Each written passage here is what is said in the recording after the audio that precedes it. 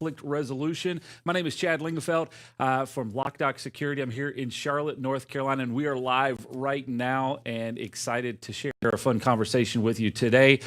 With me to have a conversation about this, we've got two really cool folks. Christy and Glenn are joining us, and come on in. Let's have a conversation today. It's going to be a blast to discuss conflict resolution. And I really want to approach this from a couple of different angles. We'll do introductions here in just a second, but I want to approach it from a couple of different angles. One on conflict resolution internally, and then the other one that we could probably touch on a little bit is conflict resolution externally with customers. That's something that we all deal with. But I want to kind of address it in that regard. We had a very interesting conversation directly around this just a couple of weeks ago on our business meeting call at 4:00. And so it's exciting to have this conversation again. So welcome back. Both Christy and Glenn have been on the Roundtable previously. Christy, give a quick little introduction to everybody. Sure. My name is Christy. I've been with HL Flake for a little over 3 years now. Prior to that, I worked in mainly finance roles. But with HL Flake, I got the opportunity to take on HR as well. And I got to tell you, it's a lot more fun than finance.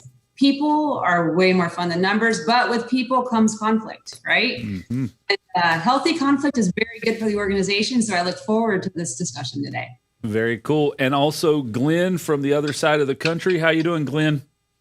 Good afternoon for most of you. My name is Glenn Younger. I'm in San Diego, California. I have a small company that came from a bigger company where we had hundreds of employees. So it doesn't change if you have 600 employees or if you have 20. Internal conflict and conflict with customers happen both places all the time. And so if you're thinking, oh, we're not big enough to have that, if you have more than two people, you have a chance to have a conflict issue. Most definitely. Yeah, I think that's really a valid point. And it's one of the really cool things about specifically when we have conversations with Glenn, he can bring a lot of perspective because he's been kind of at all kinds of different angles and dealing with people. So it's really cool to have both of you on the conversation today.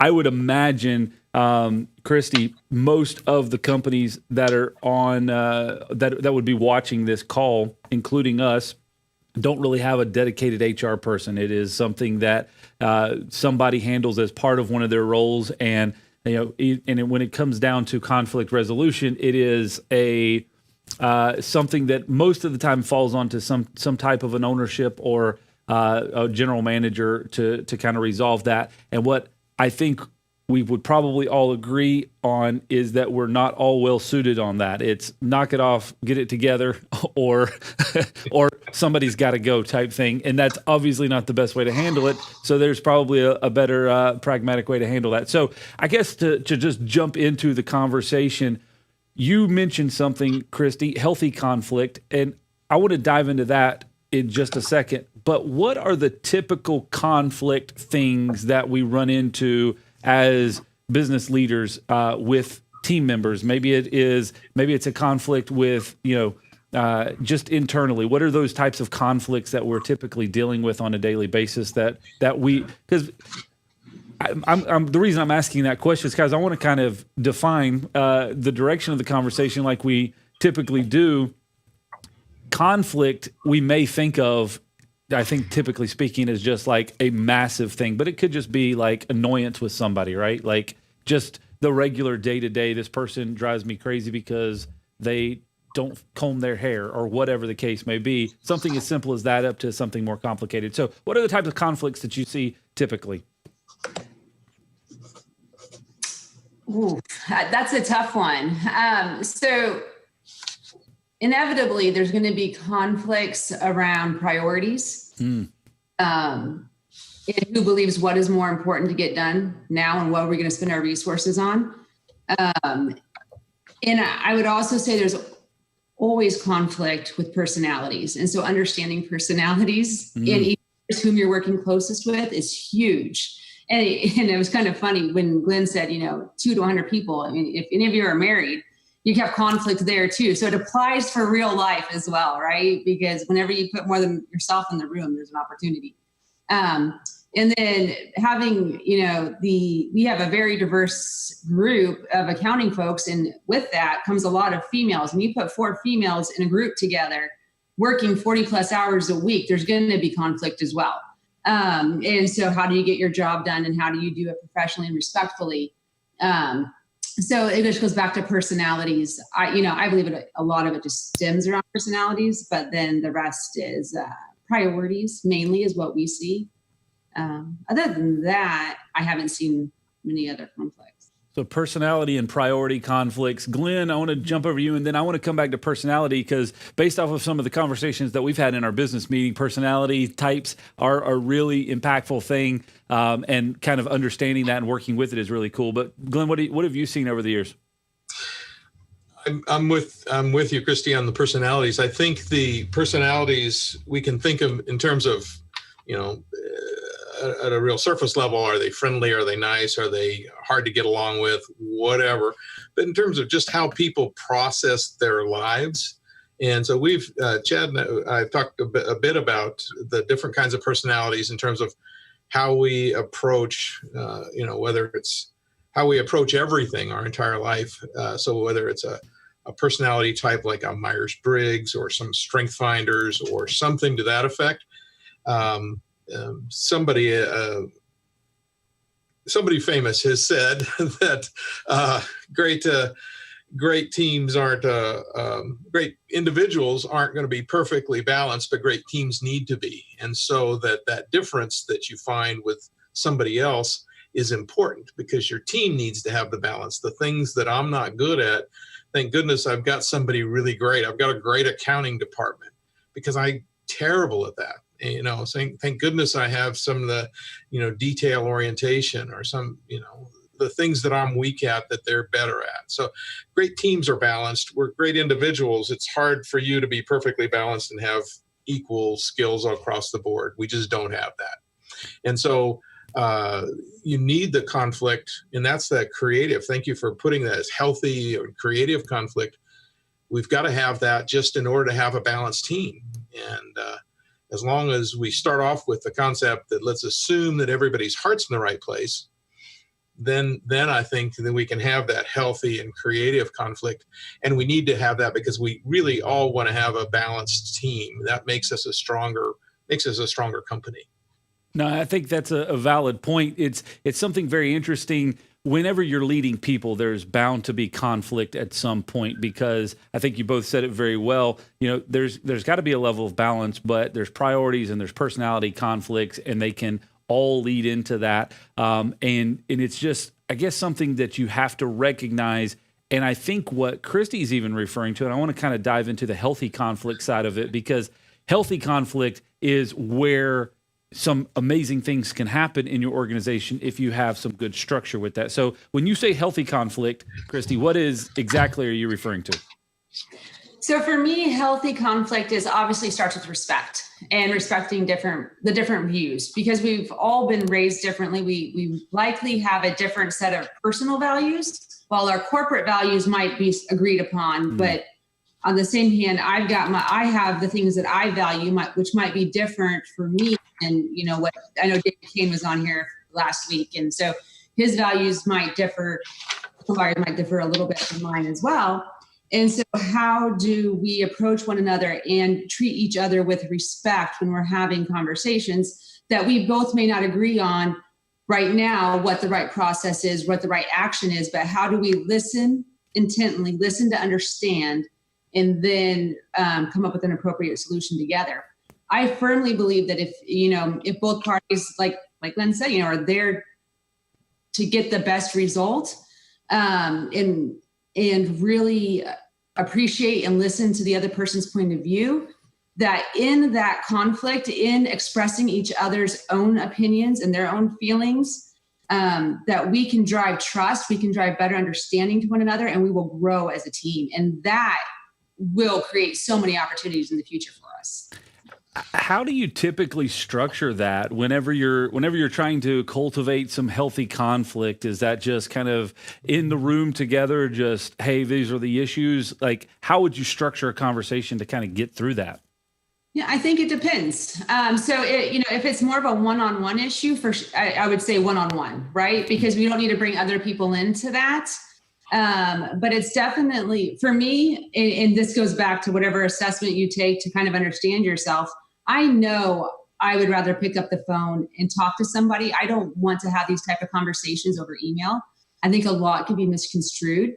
So I believe picking up the phone or getting on a Zoom, because I like to see faces, that we can have those conversations one-on-one. But if it's more of a team issue, it does just start with stating, what is the issue at hand? And the team gets together and everybody gets an option to talk, right? They get to raise their voice. And we be very mindful about not interrupting and listening to what the other person is saying with the intent to understand. I think you bring up a very valid point, and I'll give you a prime example of this. So getting on a Zoom call, being face-to-face, so you can kind of see what's going on and understand that. Obviously, in person, you get the best kind of face-to-face interaction and understand exactly how people's emotions are entailed. Text messaging, as effective as it is on getting communication across very quickly and rapidly, is the biggest issue and deterrent that we have had in not understanding what the intent is. And just recently, within the last 7 days here in our organization, we had some issues because of the way somebody sent a text message across and it had capital letters involved. And like just something as simple as that there was some root to some other issues, but it was that was the thing that kind of broke the camel's back. It was the straw that broke the camel's back was, can you imagine they put all capital letters on here? It's like, well, hold on a second. Let's get back to the intent. And if you had that at a face-to-face conversation, you may not have the exact same results. Glenn, what have you seen when it comes to something just like that you can say, okay, hold on a second. That could be solved by a face-to-face conversation or picking up the phone? I think it's sort of communication style. Some people are far more comfortable when they have time to think and reflect, and they want to get an email or a text message. So let me think about this, because my first response might be very judgmental. And so I'm more of I'll be a little bit more judgmental. I'll first judge and then I'll be empathetic. Not proud of it, just kind of how it works. And so if I see something and I see a request and then I can be judgmental, I blow off steam. It's like, okay, well, where are they coming from? And it gives me more time to think about it. And it's, for me, I'm a bit more introverted that way. I need a little more time, and face to face, I may not give you the right answer first. Yeah. And so it's the communication style, I think, has a lot to do with that. And so if somebody's real comfortable, I have found that people who write text messages or emails with all caps rarely are really pushy when you're face to face with them. It's almost an exact opposite. Like, what a nice person. Yeah. I thought that would be an absolute jerk because of the way that their text messages or their emails always come across. And some people just write softer and more gently. Yeah.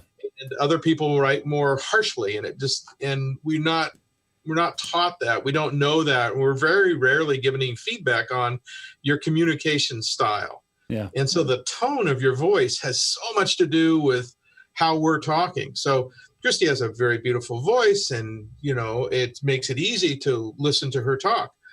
But other people have a more harsh voice or a more demanding and, hard driving voice, and that might put some people off. And so a lot of times it's just a style thing. Mm-hmm. So I'll throw tone in there as a style. And that's really that text message. That's a tone issue. Yeah.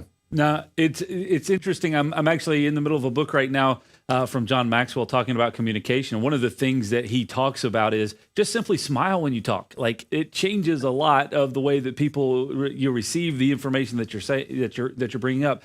So what you just said too, Glenn, reminded me. I'm taking a lot of notes here, and I'm going to try to come back to all these points that you guys are bringing up. But one of the things, even in written communication, and the reference that we were talking about was internal, but you take that external. And what you just said is, a lot of times we get a customer that may email something. We're like, man, they're really, really frustrated about this. And then when you pick up the phone or when you meet them on site, they're like, oh yeah, everything's good. I was like, it's just the way that they wrote it didn't come across in a very friendly way. But when you actually talk to them in person, the tone changes quite a bit, either intentionally or just because it wasn't meant that way at the very beginning. And I think that's a very fundamental fact. The other thing I wanted to come back to, because Christy brought this up, and I really think this is fundamental. You talked about corporate values, and so framing that in the level of core values. So we talk about this a lot, but you have core values, and do those align with the organization? And then what are your personal values? And if those are colliding at some point, then you're going to have some conflict, right? Because that could be an issue.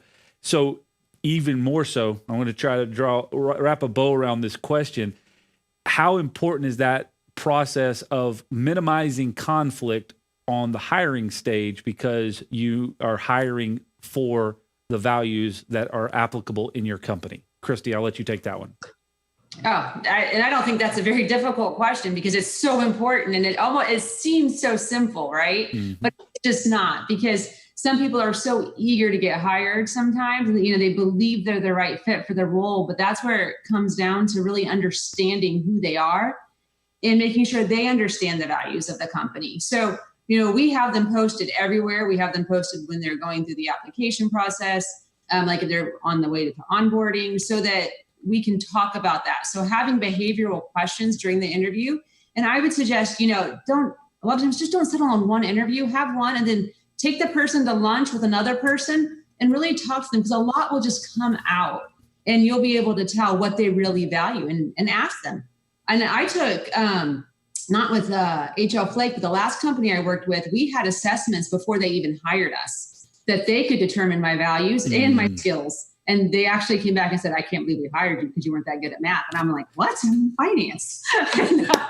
But they hired me anyway. So my personality won over my skills. But it does help you complete your team.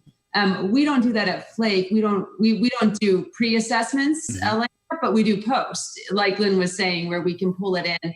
And we can see the balance of the personalities and who's got what strengths and how to talk to them. But back to your question, I do think that for long-term success of an employee within your organization, those values have to align, because if they don't, it will create conflict, and ultimately it's going to cause a separation and or a disgruntled employee, which would hopefully eventually leave. If the person doesn't want to be there, we don't want them there. We want people who want to come to work, who want to provide value, and we want to give them value in return. So, I think it's huge. Yeah, Glenn, I'll let you toss to this as well. What are your thoughts on hiring and getting ahead of that and making sure they're aligning with your values, so that you don't find out that later down the line that this is something that actually didn't match up very well for us? I think that when you're hiring and when you've got somebody on board, both times you've got to assume that their heart's in the right place. I mentioned that before, but I think if you start with, obviously you're not trying to hire axe murderers, you're trying to hire decent humans. And then it's just a matter of the personality stuff is not really the skill stuff. The personality stuff oftentimes is where the conflict comes in. There's two kinds of conflicts that I'm most familiar with, and one of them has to do with task orientation. Like, I think that this is how we should do the input on our financials, and Christy might say, "Well, that's not the right way to do it. There's a better way to do it, and I want to do it that way." And that's really, task oriented, as opposed to the personality. And I can say, "Boy, I'm not sure how to do it. What do you think, Christy?"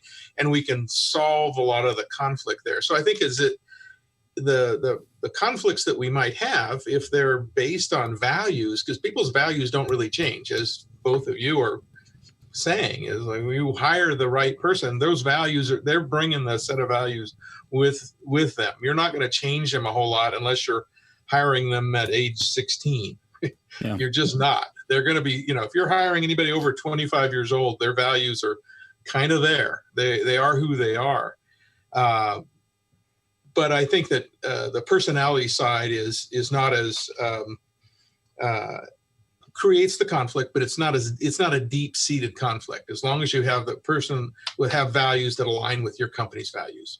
So, all right, I want to jump into personality assessment tests real quick, and then I want to jump over to the topic of gossip, because this was one of the conversations that we had previously that got some interest in it. But so personality assessments, we started doing this, and I'll give you a real quick personal story on this. We started doing personality assessments, and we started using the Myers-Briggs assessment.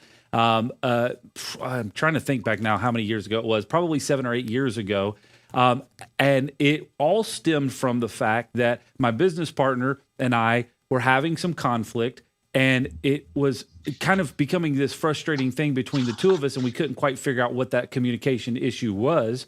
And so we took personality assessments and understood that we saw the world very differently in a lot of ways. And once we were able to dive into that, we said, okay, now when we approach this situation, I understand where you're coming from, you understand where I'm coming from, vice versa, and we can actually get to a better resolution faster because we understand how each other sees things.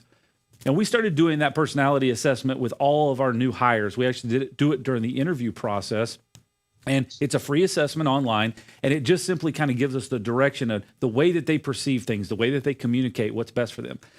Here recently, we actually went and retested our leadership team, and we had our leadership team share all of their personality assessment results with each other. So there were 10 of us around a table, and everybody shared their personality assessments. And it brought me back to that original discovery whenever we went through the process, and how it was so eye-opening, and how it was so relieving to understand, hey, this actually makes sense. And now we can actually communicate at a better level because we understand where we're coming from. And when our team did that and they started sharing those results with each other, everybody was sitting around the room and they started going, okay, now this makes sense. This is why you get on my nerves. And this is why whenever I say this to you, you get frustrated or you don't connect with me. So it's revolutionized the way that our organization communicates. It's revolutionized the way that we communicate on one-on-one basis and as a group. So my question is, that was a story to get to a question of personality assessments. Are you using them? I think, Christy, you mentioned that you guys were. Glenn, are you using them? And then if so, what are the results and the kind of the benefit that you've seen from that? So I'll toss over to Glenn first, and then we'll go back to Christy. We've used Myers-Briggs in the past. Here at GRAW, we're actually using more Gallup strength finders in terms of from a balancing of a team. The Gallup organization does a great job, and the strengths are more specific in terms of moving people into a position where they can really do things that they do well. And from our perspective, we really feel like all humans, it doesn't matter what your value system, where you grew up, how you were raised, what your core values are, but we all have a need to be important and relevant, and we all have a need to, this college sociology kind of thing, Maslow's hierarchy of human needs to self-actualize and be important, to grow. We have that need.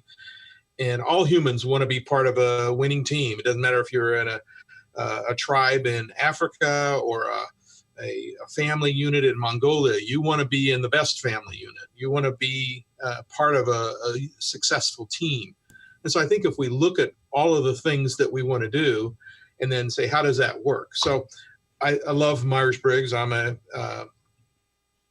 INTJ, if anybody wants to know.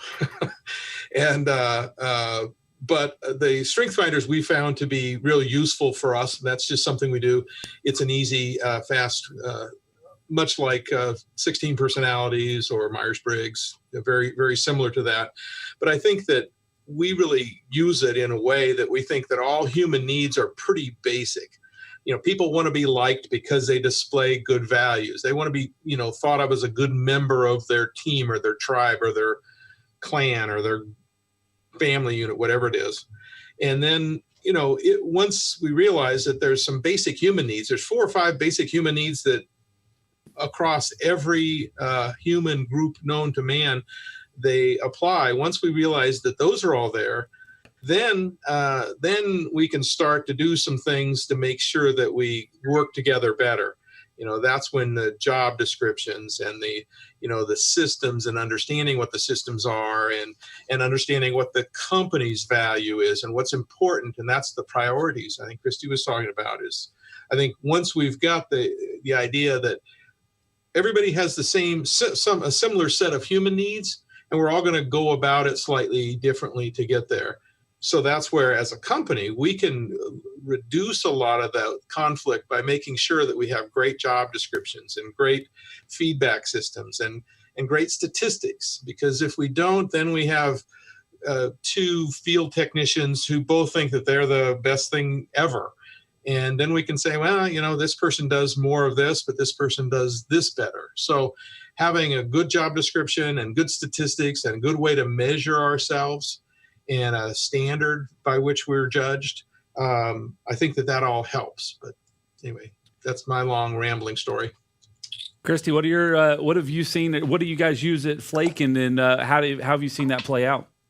So we started using True Colors when Mark joined the team a few years ago, and it's been interesting. I had not heard of True Colors before then, and there is a fee. It's like, I think, $49 a person, so not outrageous by any means.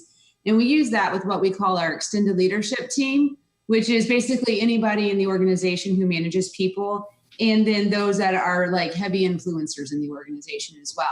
And basically it puts you into, and I always hate being judged, but that's just me though. It puts you into one of four categories, right? And it's just colors: blue, green, orange, or gold. And then you have a secondary color, but it helps understand your personality a bit and leads into where your strengths are. If you're detail oriented, if you're more high level strategic, it talks about how you like to be communicated with, who you like, what's your favorite style of communication. And so there's a lot of good nuggets of information in there. And then we share the results just like you did, Chad. So all of us know what each other are. And in fact, we recently had a new controller join us, and he's the complete opposite of me, which I love. I absolutely love it. But it's funny because we didn't do his assessment for 2 or 3 months in. And I read it and I was like, oh my God, that explains so much. and so I sent him mine because I'm sure he's like, oh my God, that explains so much. Yeah. And so it's really helped us just immensely learn each other quicker, right? Because we have so much to get done in so little time. And it is basically bridges that gap. What would take you years. Like if I think about my spouse and I, it took us 20 years to get to a certain level of understanding one another. Mm-hmm. But I can read this report and it might not be 100% factual, but it's pretty spot on. And it can help me dig a little bit deeper. And so as we as leaders look at our organization and can see that, it helps us bridge those gaps, and it immediately reduces some conflict because I can see where somebody's coming from. And I can like, you remember, he's gold. He's a little, he might be, just more direct and to the point, where I might be a little bit softer at my approach, right? And neither is right or wrong. It's just how we are and who we are. And I shouldn't be offended because he's direct. And I have to realize that, so a huge part for me of conflict in a lot of these assessments is more so not understanding others, understanding myself and how I'm going to respond in the moment. And that can reduce a lot of conflict in and of itself. Yeah, it's very interesting. So you just mentioned True Colors, and I was just going to list off a couple of different ones that we have seen and heard of. Obviously, Strength Finders that Glenn was mentioning, True Colors, Myers-Briggs, DISC assessment, DISC, Enneagram. Those are just a few that you could look at if this was something that was of interest to you. And it's also something else that we've found over the years is some of the personality assessments will also help to give you a better understanding of how a person is going to act in their role. So, from a locksmith and security standpoint, if they're a technician, you're going to find that certain technicians that you want to have some curiosity out of, or some analytics out of, or some of the people that are going to have some more initiative, you'll find that in certain personality types versus others. And so it can help to even direct and say, this person has a higher probability of being successful in this role as well. And it can help you out with that. But there's a lot of those out there that you can search And some are free, some you pay for. But going back to your point of sharing those results, I think that that's really the value in it. So if you just do the assessments and you just keep it to yourself, you get some value out of it. But when you share it with other people and you make that more of a public thing, then you start getting a lot of value. And it can really change the way that conflict happens. It can change the way, it can almost eliminate it at some points because people see it from your perspective or can process it through your perspective. One other side note on that, a couple of years ago, I had an opportunity to go visit Ramsey Solutions, which is part of the whole Dave Ramsey Financial Peace University, and they have an EntreLeadership program, a lot of other stuff like that. But they're big on the DISC assessments. And we got to tour through their facility at the time, and every single person outside of their office or outside of their cubicle had their DISC assessment right there. And so when you walked up to that person's office or desk, you knew exactly how they communicated. You knew exactly how they responded to things, and it helped to alleviate some of that. So I think that's a good value add-on. If you take the time to do that, then take the time to share it or publicize it, and I think you get more value out of it. That's something that we've not done a good job of within our organization, and we're trying to get better at it. I want to shift over to gossip because I think gossip creates a lot of conflict. So, Glenn, when we had this conversation before, one of the first questions was, how do you define gossip? So what is your definition of gossip? And then we'll toss over to Christy and ask her as well. Well, as I've learned more, I know more. So I'm modifying my gossip definition. Well, there's two definitions. My definition was things that people talk about that they may or may not have any ability to change. If I talk about the weather, that would be gossip. I have zero ability to change the weather. I just can't. So that could be construed as gossip. But in a work context, if Christy and I are talking about your haircut, there's no usefulness of that. We can both agree that it's too long on the top and it's just a little too hip for, Charlotte, North Carolina, whatever. But that's gossip because it's not useful to Christy or I, and it's not useful to you either, frankly. And so I think that your definition of gossip is if two people are talking about something that they don't really have the power or the influence to make a change at. That makes sense. The other definition of gossip is just when you're venting. Why do people talk about the weather? Because it's safe. We can't change it. There's nothing, we're not doing that. And sometimes you just need to vent. Like, oh, dang, Christy, she's so upbeat. I can't believe she was once a finance person. She's a perfect person to be in HR. We can talk about Christy, but sometimes it's just venting, and it's you need to get that out. So you might do it with a spouse, or you might do it with a best friend at work. And the destructive part about gossip is when you've got two people sort of ganging up on the third person. Yeah, you're right. Now we both don't like Chad's haircut. Then there's nothing good coming out of that. Sorry to pick on your hair, Chad. Christy, what is your definition of gossip within the confines of work? Yeah, that's a tough one. You don't have to use any examples about my hair, just FYI. Yeah, I think your hair's all right, man. Off the top of my head, I would look at gossip, and I typically perceive gossip as really kind of, in a sense, talking behind whomever's can control say it's the weather, whoever can control the weather, talking behind their back. And usually to me, it's a negative connotation, but it could be positive. It definitely could be. But when I see gossip in the workplace, it's generally people, like Glenn was saying, ganging up behind somebody else's back about either, hopefully not their haircut, but usually, unfortunately, it's about their work productivity. Mm-hmm. It's about an action or a process or a new procedure. And instead of going to the person and really gaining clarity and speaking to that person. So if you're not in my opinion, if you're not willing to go talk to the person who can control it, and instead you're going to create a little bit of disharmony in the organization, then you're gossiping. And so to me, that's what it kind of feels like. Yeah, the definition that we've borrowed over the years has been based off of one that we've heard from other people is talking to or to someone about something or someone that you can't change, and taking an issue to somebody that doesn't have the ability to impact it. So, and that really breaks it down inside the confines of work. So if it's something that, one of our team members is frustrated with, taking it to another team member that there's not anything that they can do to affect it or change it, then that's kind of gossip. We want to hear feedback, but take it to somebody that can say, oh yeah, you know what, that is right, and let's go get it fixed, is a lot better than just two people having a conversation that they can't change anything. They're just basically circulating their own frustrations around it. So with that, just from a definition standpoint, now here's the question is, what do you do about it? Do you let it happen? Is it something that you address? Do you just hope that it dies down? Is it public flogging? Like, how do you go about the process of working through? Because it happens. Every organization has it. Don't pretend like it doesn't. Every organization has it. What do you do about it? Glenn? I think it's positive, and I'll defer back to Christy. You started us out right. We're talking about healthy and destructive kinds of conflict, and there's healthy and destructive gossip. And so if it's, it's like all tools. If used for good, it can be good.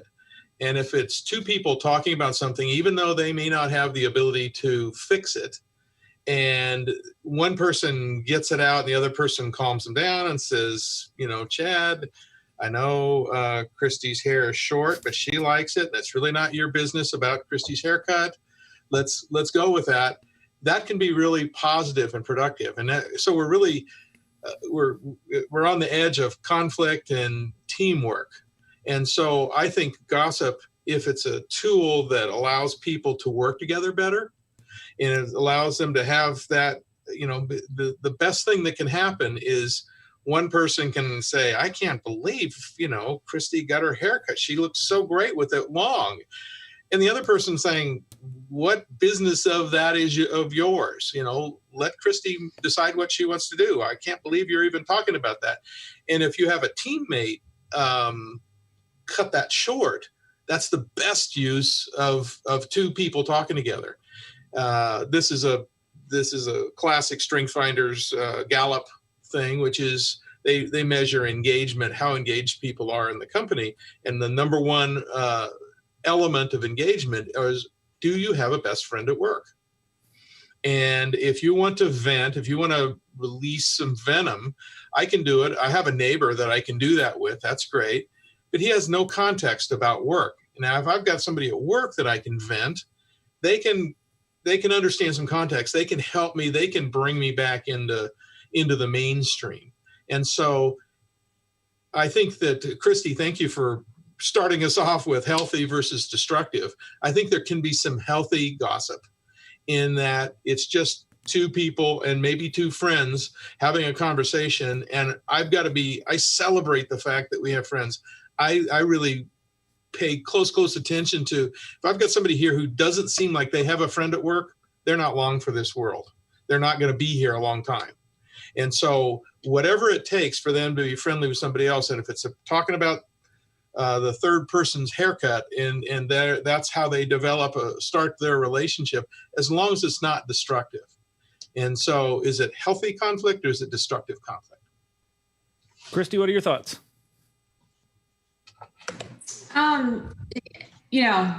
To Glenn's point, determining if it's disrupting the organization, healthy or not, right? And so let's focus on what if it's not healthy. I think that it's important to address it and nip it in the bud. And we all know what's going to happen. People meet not so much at the water cooler anymore, but they used to. Like you would catch them whispering in the hallways or whatever it may be. And so if you find that you're starting to hear the rumors and the gossip because it's getting out of two people now, it's starting to progress through the organization. I think it's important to just increase the communication and nip whatever's floating around as long as it's a business related thing. Now, if it's somebody gossiping about a personal related item, then that's where I believe the manager should step in, or HR. But I always try to how the managers have their relationships with their people and say, this isn't appropriate for work, and really addressing it there.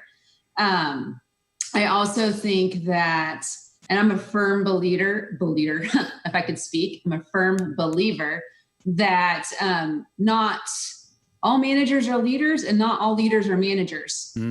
So having enough leaders in the organization to help corral those that are going down a negative path and helping to, I want to say, enlighten them, like you said, Glenn, that, it's her business, what she wants to do with her hair or her life or her whatever.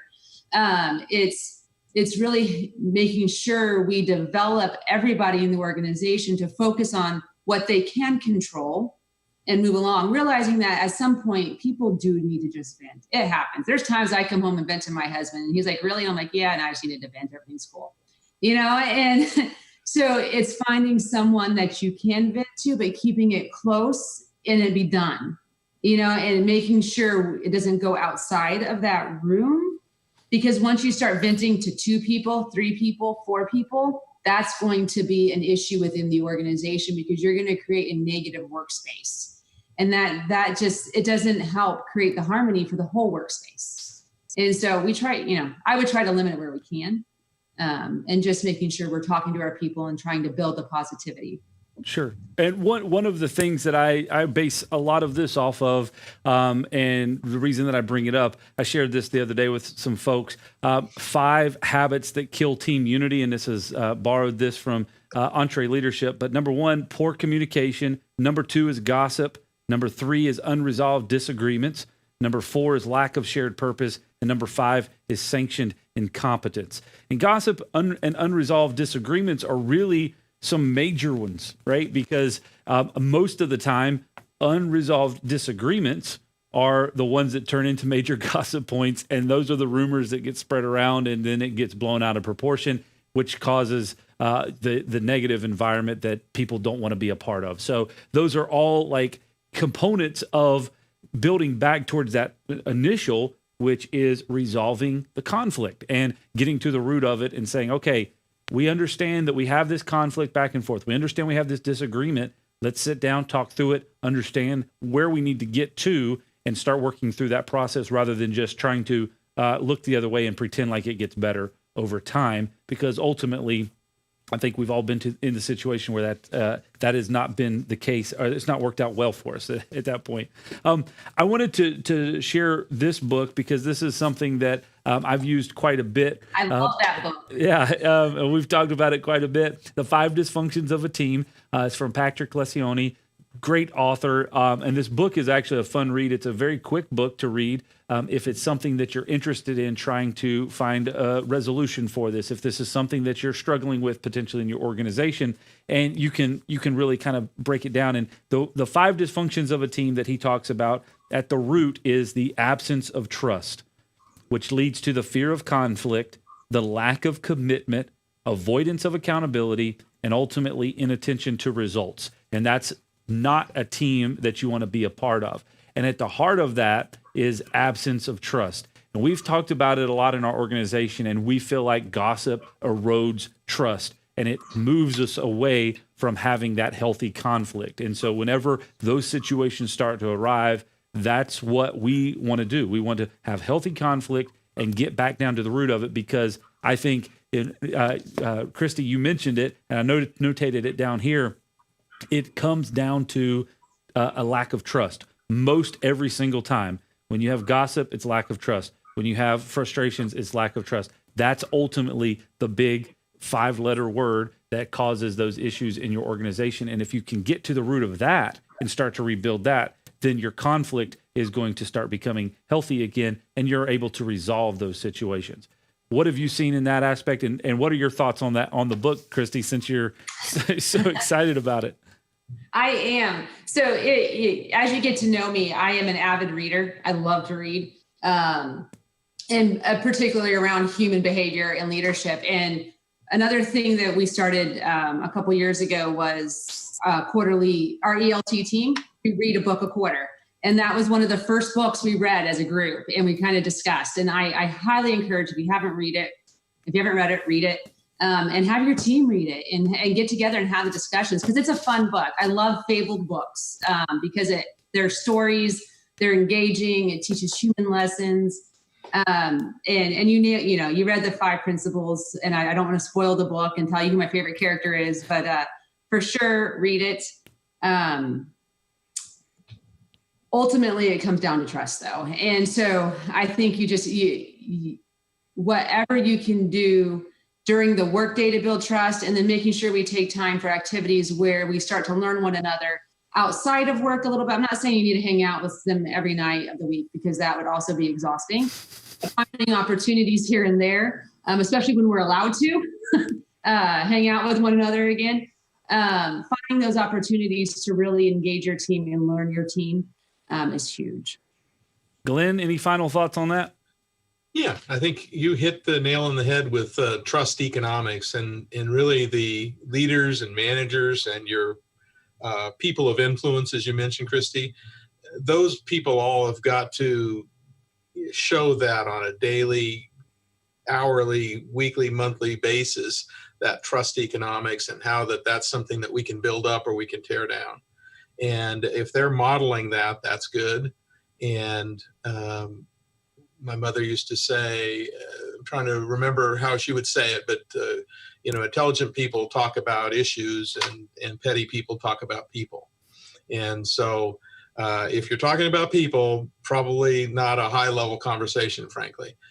Even though we just spent a half hour talking about personalities and how it's important to know them, but that's not something you can talk to somebody else about and solve. And so, making sure that your management, your influences are modeling trust behavior is so important.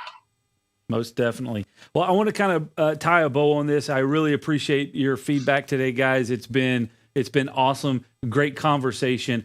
Couple of resources. Obviously, 5 Dysfunctions of a Team is a great book to read on this. Radical Candor is another great book to read on the topic and the subject. You can also reference, if you're interested in personality assessments, got at least one podcast episode on that. I linked it on the Facebook chat. One of our podcasts that we do on a weekly basis called the Coffee Break Podcast. We did 2 episodes on the Enneagram test, what they mean and how they work together in your organization. So just a couple of resources for you if you want to do some more digging on it. And at the end of it, ultimately, conflict resolution begins with, as Glenn was saying, building relationships. And that's really a big fundamental component of how you resolve conflict within your organization. So again, thank you, Christy. Thank you, Glenn, for your time today on the Roundtable. Thank you again to HL Flake for promoting this and getting the word out there. They're for the locksmith, and they're really showing that every single week by promoting positive information and positive content about how we can make our businesses better, how we can grow as leaders, and how we can make our businesses better. And so I really appreciate that. And it's been great to be able to continue down the path of working and sharing that information on a weekly basis. Look forward to seeing you. Actually, we won't be here next Thursday, but in 2 Thursdays from now, we'll be back, and we've got a great lineup of great information. One of the topics that's going to be coming up is training. How do you build a training program? What are the ideas for sharing training? How do you get your people involved in training? That's going to be one of the upcoming topics, plus many, many more. So be looking out for that every Thursday at 2:00 Eastern time on the HL Flake Facebook and YouTube channels. So until then, we'll see you next time. Thank you for joining us today. Have a great day. Thank you.